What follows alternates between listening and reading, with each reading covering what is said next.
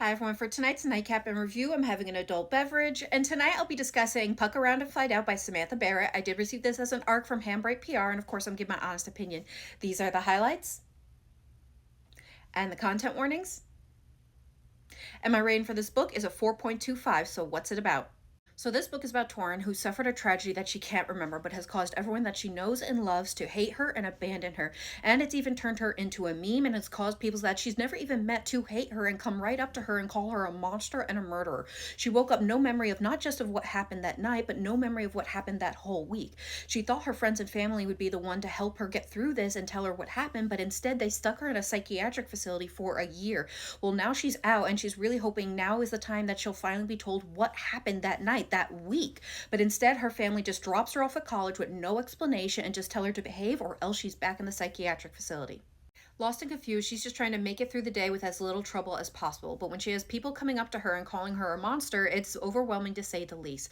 So when the man that her brother always warned her about, Zayden, crosses her path, promising to destroy her and her family, she knows she should stay away. But she can't help being drawn to this devil incarnate who has the power to burn her alive.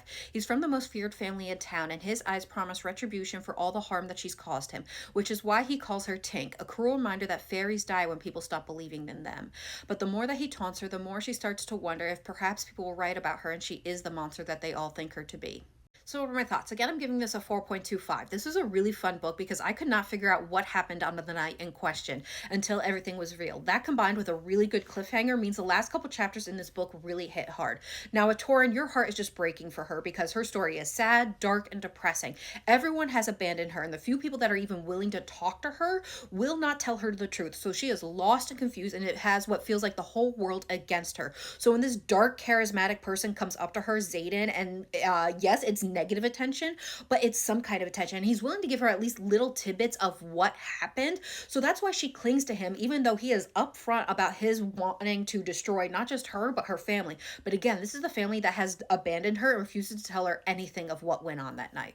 So if you're looking for a dark and gritty story where the female main character breaks your heart and you have a male main character that's more than happy to break the female main character in his quest for vengeance, as well as the two of them having some really good dark chemistry where they cannot stay away from one another, then you should definitely check out this book because you will not be able to look away. There's also the added mafia element with Torin being at the center of it, and based on how this book ended, I am sure the next book is going to be a doozy. Now this one will be available February 14th. Definitely check it out, and I hope everyone has a good night and happy readings.